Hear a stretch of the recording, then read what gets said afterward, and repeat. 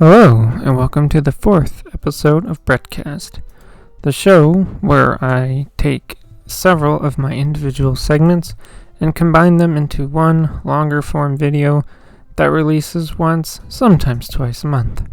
Coming up in this episode, I'm going to start things off with some Transformers talk, where I am going to give my thoughts on the question of if the brand is too focused on Generation 1. After that, it's movie and TV talk with a double feature where I will start by finishing what was started in the second episode, where I'm going to read and give my thoughts on the plot holes for Transformers Age of Extinction according to movieplotholes.com, and then I'm going to discuss and give my thoughts on the Power Rangers 2017 movie. Then I am going to bring things to a close with gaming talk, where I'm going to talk about why I think Nintendo stopped doing DLC for New Horizons, and probably rant a bit on why I think it's stupid that they did. With that out of the way, let's get into it.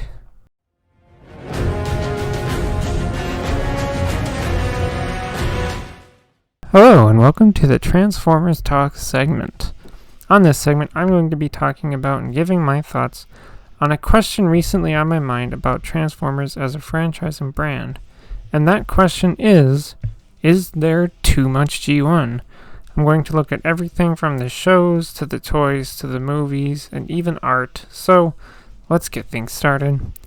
Starting from the beginning, of course, the original show and toy line is where it all started, with what we now refer to as Generation 1. If you ask me, most, if not all, the G1 toys are basic and simplistic, but I don't say that as a negative. Now in the West, that basically lasted right up until Beast Wars started in both the show and toy line. That's when the toys deviated from G1 to something entirely different that even spawned the whole truck not monkey thing. Meaning fans of the G1 show and toy line were not fans of Beast Wars, but they did try to bring back the G1 toys by just repainting them and rebranding them as G2. And that didn't really last, and neither did the so-called G2 show, which was basically just reruns of G1 episodes with weird CGI transitions. Now, in Japan, G1 lived on after the 86 movie, with shows like Headmasters, Super God Master Force, Victory, and Zone, and I'm guessing that all had accompanying toy lines. I don't know that much about the Japanese G1 stuff, as I've never watched any of it, but it kept G1 going up to the 90s. Not just in the West. Beast Wars didn't even start until 96, but that was the first real deviation in both show and toy line from G1, and it lasted. From Beast Wars, we got Beast Wars 2, Beast Wars Neo, and Beast Machines, and yeah, the Beast era lasted until 1999, but 2000-2007 would see a very large deviation in the show and toy line, because you have RID 2000 followed by the Unicron trilogy and then Transformers Animated. Even in the toy area, we got lines like Alternators, where the focus was on realistic and highly detailed licensed vehicles for classic characters, like making Optimus Prime a Dodge Ram pickup truck. However, 2004 is when Transformers Masterpiece line began, so I suppose we couldn't escape G1 for too long. Even with the first live-action movie and its toy line starting in 2007, a year before that and continuing into 2007 was the RID Classics line, which had several characters very much as close to looking as G1 as they could. Like, yeah, that Optimus Prime was not the exact same semi-truck, but he still is one, so I'm counting it. It even happened in 2008 with the return of the Transformers Universe line. Yeah, a lot of G1 here that, again, may not be exactly as it was, but calling it G1 inspired doesn't feel like doing enough justice. Of course, it would all come to a head in 2010 with the start of the Generations line. The thing is that while this line had G1 stuff, it also included some Beast Wars stuff, and also had the entire Fall of Cybertron video game toy line, and I think War for Cybertron video game as well. This line also had the thrilling 30 line, which saw some of the best figures even to this day. Still, it had a good separation of G1, Beast Wars, and Cybertron video game stuff. This was also around the time with both Transformers Prime airing alongside its toy line, and the Hunt for the Decepticons toy line itself was going. Hunt was more of an extension of the Revenge of the Fallen toy line, since the designs were more movie-like than what Generations was doing. From there, we'd get the Dark of the Moon toy line, which would also get an extension in Reveal the Shield, and things get kind of simple from here. We get more movies and accompanying toy lines for Age of Extinction and The Last Night, as well as more shows and their toy line like RID 2015 and Cyberverse. Most of these didn't include anything related to G1, but G1's fans still have Masterpiece line, so. However, 2016, if you ask me, is where the start of this question really begins, because that's when we got Combiner Wars and the Prime Wars trilogy shows and toy line. The trilogy's toy line kind of followed some of the previous one, where they may not look exactly like the G1 version, but it was close enough that I'm counting it. They even brought back Headmasters, Target Masters, and they did throw in a bit of the Beast era in there too, so it wasn't all G1. 2017, Takara would come out with the movie Masterpiece line to cater to the Bayformers fans with larger wallets.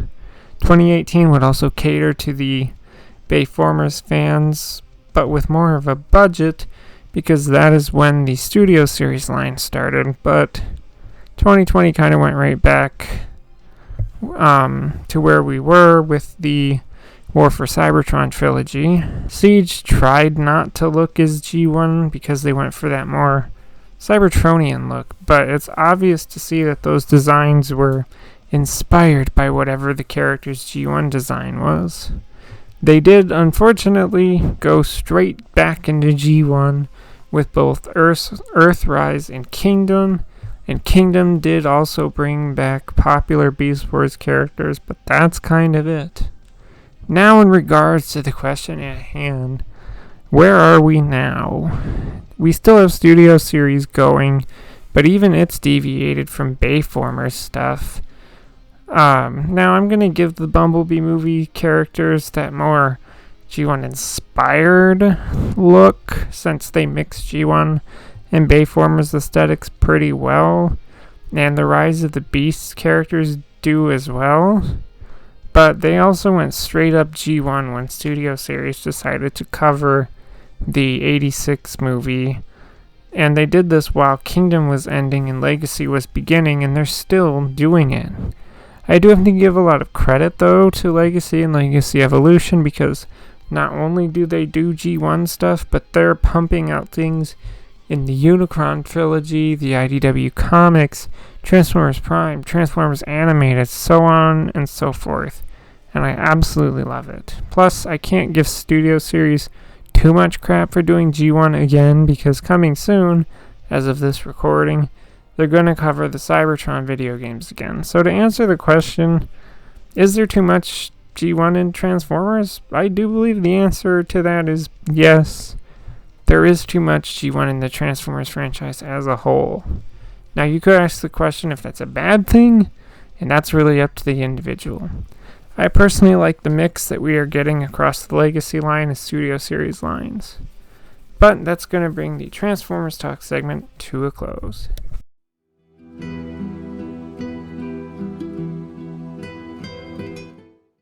Hello, and welcome to the Movie and TV Talk segment. Gonna keep this intro short, as this is going to end what I started 2 episodes ago, where I'm going to read and discuss the plot holes in Transformers Age of Extinction according to MoviePlotHoles.com. After that, I'm going to discuss and give my thoughts on the Power Rangers 2017 movie. Now, let's get into it. Number 1. The government and CIA have very effective transformer detection technology to be able to find Transformers like Ratchet near a harbor, but not when Optimus Prime is hiding under Cade's barn with a few henchmen waving the device just above him. Speaking of which, what kind of barn has a secret basement big enough for a giant 30-foot tall robot to hide in without making any sounds? Yeah, this plot hole is totally agreeable here. If their detection device could track Ratchet in the scene where Cemetery Wind was hunting him, how could the device not have picked up on Prime when they were literally right above him? In regards to the barn, I have no idea really, as I'm not an expert on how barns are built for specific purposes. Number 2. The new human-built KSI robots can transform in the air on a molecular level without having to deal with gravity, but still decide to climb a Chinese building to get to main characters instead of just dematerializing and flying on top of them in 5 seconds. Remember, screenwriters, if you create enemies that are too strong for your main characters, you have to take the stupid route to make it work, except it won't. Well, I feel like calling the KSI bots too strong is a little bit much. The problem we have here is that there's not really an in-depth explanation as to the nature of these bots being able to dematerialize. How long can they do it for? How far can they float in that form? I'm not saying I disagree with the plot hole here, but I feel like I need more information of the enemy's capabilities before assuming that they'd be able to just float up to where Cade and the gang are. Even the KSI science guys in the movie really don't spend a lot of time explaining how Transformium works beyond showing it turn from one thing to another. That's just my opinion on the matter anyway. Number 3, in the final action sequence of Act 1, when Cade and pals are fleeing the CIA in a rally car, they all somehow decide to leave their super fast vehicle and make a run for Optimus Prime's awesomer car, a big fat slow truck. Think about it. All main characters were in a custom-built rally car that so far proved to be deadly fast and maneuverable on every possible terrain type, and yet they stupidly decide to ditch that car for a big clumsy truck that can't go fast and ditch that car 200 feet away from Optimus Prime instead of, right beside him by driving 3 more seconds in a straight line. They could have simply followed Optimus Prime without changing cars, but of course, Lucas had to be killed in order to establish Lockdown as the threatening villain. So all this had to happen, and it's pretty hard not to see the screenwriting strings moving the puppet characters around in that scene. I gotta say, doing this for another episode of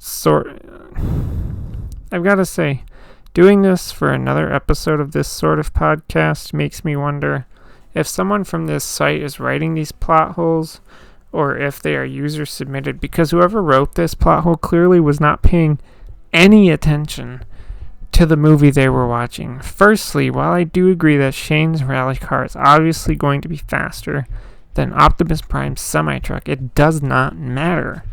If you remember, in the film, they lose the Cemetery Wind agents by going to that abandoned building and doing that big crazy jump.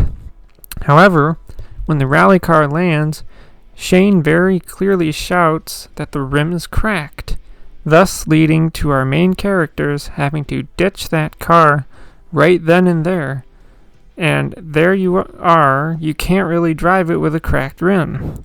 That's why they had to make a break for Prime since Lockdown was still hot on their trail, and why they had to run on foot to get to Prime, which leads to the part where Lockdown kills Lucas, who I personally disagree with being the best character, but that's just me. Thus, I believe this plot hole is provably false, and whoever wrote it should have paid a little bit more attention to the movie that they were watching. Number 4, Optimus Prime can fly now. Actually, Optimus Prime is a space rocket now. All along, Optimus had the ability to interstellar travel, but decided to use it for the first time when he heard the latest Linkin Park theme song for the credits of the movie. because at no time during the entire film would the ability to fly have been somewhat useful to take the alien bomb and throw it in space instead of following silly human action sequences around old Chinese ladies. Yeah, see, this is the Transformers equivalent to the Lord of the Rings. Why didn't the Eagles just fly them to their destination? And I'm pretty sure the answer in both is because the rest of the movie, or movies in the case of Lord of the Rings, wouldn't have needed to happen. Yes, I feel like the writers kind of just forgot that Prime could fly until they were finishing up the script and then remembered to shove it in at the end, regardless of if it made sense or not. Also, as a small note, not sure if it's humor or not, but Linkin Park did not do any of the music for Age of Extinction. The credit song was done by Imagine Dragons. But that's all the plot holes for Transformers Age of Extinction, and so, on to the next part. Now I'm going to start off by saying that I am not any sort of fan of Power Rangers at all, as my only interaction was the first time I ever watched this very movie that I'm going to be talking about. I do have a few figures of characters from the original show, but I've never watched it and only got them because they looked cool. But yes, I'm going to be discussing and giving my thoughts on 2017's Power Rangers movie. Let's get into it. The movie opens on Earth in the Cenozoic era. We get to meet the former Red and Yellow Rangers in some sort of battle. The Red Ranger takes a colored circle, well, a few of them, and is saying something in another language when Rita shows up, but a meteorite lands and sends her flying. And the Red Ranger dies, I think. Or maybe the yellow one does. We then transition to two people bringing a cow into a locker room. And then a third person shows up and says the cops are coming, which leads to a bit of a chase and ends with one person in an accident. Then transition to one of those kids being dropped off at a school by his dad, who yells at him. This is when we're introduced to Jason, when he slaps a bully who is picking on the nerd. Then, as the teacher shows up, a girl goes to the bathroom where she meets up with her not really friends who decide to no longer be friends with her, so she decides to cut her hair. Then we get formally introduced to Billy Cranston as he introduces himself to Jason and basically tells him he can fix Jason's house arrest situation. Jason does go home for a bit, then he decides to bike over to Billy's house, where he fixes Jason's house arrest situation in exchange for Jason driving him to the mine. They haul some boxes around until Jason thinks about leaving Billy there. Then we suddenly get introduced to random guy watching girl, and then we see girl whose name is Kimberly. Billy makes an explosion which causes Jason, Kimberly, and guy from earlier to run over. And then another girl shows up. After a little rock slide, they all go in and find some objects in the rock, and they get them out. But then mine security shows up, which leads to a car chase. They try to beat a train to the train crossing, but they fail. An accident happens. Go to fishing crew that finds mysterious body remains. Then we come back to Billy, Kimberly, and Jason, who are experiencing some interesting changes, and the objects they found are too. And they decide they need to go back to the mine. We see that body the fishing crew found isn't quite dead yet.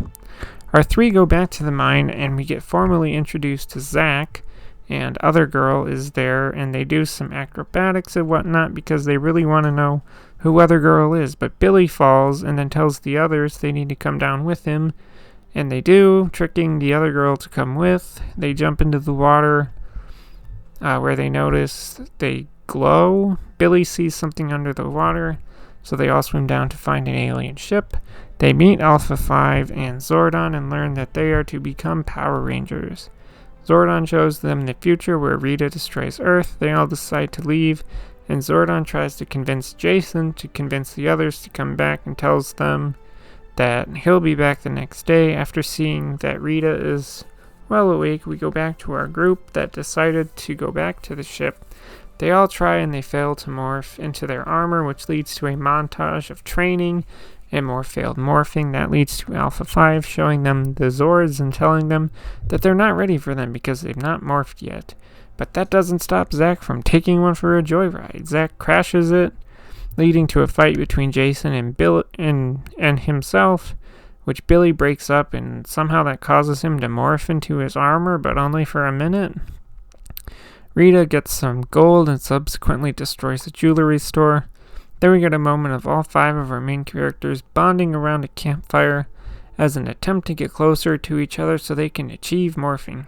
Suddenly, Rita appears in the room of Kimberly, threatens her, and asks her where the crystal is, and says that the next day she's going to destroy Angel Grove. Kimberly tells the others about Rita's visit, and Jason tells them about what he overheard Zordon say. Despite that, they all grab whatever they can to face off with Rita, even though they can't morph, and it doesn't go in their favor as they get captured. Rita forces Billy to tell her where the crystal is, and then she drops Billy into the water. The others pull him out. As Rita gets away, they take Billy's body back to the ship. Jason has the "I failed as a leader" moment, and the others talk about Billy. Then the grid opens, and instead of Zordon freeing himself from the wall, he uses that opportunity to bring Billy back to life. They have a heart-to-heart, and then they are all finally able to morph into their armor. Rita goes to a random location that must be some sort of gold mine because she is fully able to form Goldar. Then a battle ensues when rock monsters go to the ship and the Rangers defeat them. The Rangers get in the Zords and head to Angel Grove for a final showdown. Things go pretty well until they engage Goldar. They get some pretty good hits in and they think they've won, but they haven't. Goldar goes ham on the Rangers, who decide to hold the line even if it means death. They get pushed back, fall down, and then something happens, as they do, and they form the Megazord. That's when Rita decides to meld into Goldar to level the playing field, in a manner of speaking. They fight Goldar, and they basically win by slapping Rita into space. There's a bit of movie after that, but it doesn't matter because that's pretty much the end. So what do I think of Power Rangers? Well, contrary to most people, I actually like this movie, though it does have issues, but overall, I find it can be enjoyable. Let me start off by saying that I personally like the designs of the suits in the movie. This is probably due to me not being at all involved in the Power Rangers fandom, but if you ask me, the suits look like armor, which I feel like they should. I have absolutely nothing against any of the Power Rangers shows since I've never watched any of them.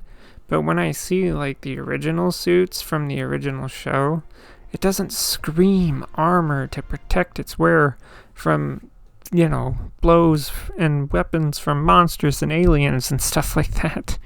They kind of look like onesies with helmets, gloves, and boots. And I'm sure that could be due to budget restrictions of how the suits look in the original show, and that's fine. But I feel like the movie really nails down the idea of Power Rangers wearing actual armor, and I'm for it. I really like the look of it. Now, something I do wish that could have been implemented for all of the Rangers is hand-to-hand weapons. We see 2 times Jason the Red Ranger use a sword, but he's the only one. It would have been cool to see the Blue Ranger get a homage to his trident spear thing that I have no idea what it's called. I just know of it because I have a single figure of the original Blue Ranger. Anyway, same goes for the others as well. Some homage to their original melee weapons would have been nice. I don't really know why they didn't do that, or maybe they planned it for other movies if that one had been more successful. Something I personally like with this movie is the score by Brian Tyler. I just wish the movie used more of his music in the movie and less cheesy pop and rock songs. It also kind of, for me, threw the vibe of the movie off when you get like 30 seconds of the original Power Rangers theme in there as the Zords are heading off to Angel Grove. Like, the score uses a more orchestral version of the original Power Rangers theme that would have worked well in that moment. Probably better, if you ask me. I think I can speak for everyone who has seen this movie and talked about it in saying that the movie needed more Power Rangers in the movie. More time in the suits, more time in the Zords, whatever. They wait until the last, 30 minutes of the movie for Power Rangers, and that's what people want to see, and it kind of sucks. It does kind of suck too that this movie didn't do as well as the studios hoped it would. Apparently this movie is the reason that Saban decided to sell the Power Rangers franchise to Hasbro, so that's something, which I also had to look that up. Apparently another reason it didn't do too well had to do with the toy line also sucking, which I also had to look that up. But the Krispy Kreme ads in the movie can go to hell. Hide your partnerships a little bit better in the movie. It also didn't do well in China because it was not getting promoted, so that sucks, and it didn't land well in Japan, which is the home of Super Sentai, because Japanese people were just confused about it, especially with the overly mechanical nature of the Zords and Ranger suits and the darker tone of the movie. The movie really just kind of screwed itself in the markets that matter, which is why nothing came after this movie. Overall, like I said, I do enjoy this movie. I find it to be pretty enjoyable. For me, I saw the movie once back in 2017, and now again, 6 years later, and I gotta say, I feel like since its release, the movie has been doomed to be forgotten. I had a hard time finding a way to watch it. It's not on Netflix or HBO. I don't own any disc copies of it, but I was able to find a place to watch it after a few days of searching. Power Rangers 2017 is an average but enjoyable movie. Thus, this brings the movie and TV talk segment to a close.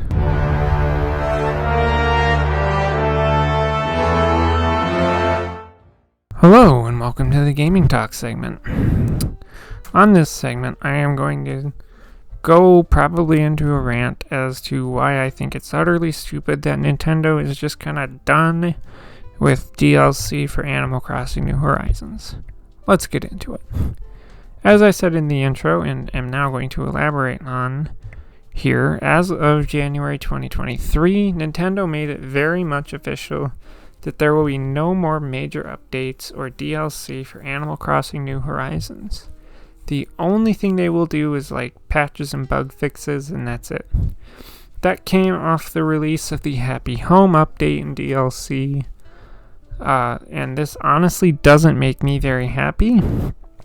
I'll admit that New Horizons has come a long way from when it released. I remember the first time I played my copy on day one, because it was new Animal Crossing, so it had that going for it, but that kind of wore off quickly as I realized how little there was to do in the game. Sure, they had the new features of the extremely light survival elements, but they were missing staple features that were in previous games, like New Leaf. They had to release a patch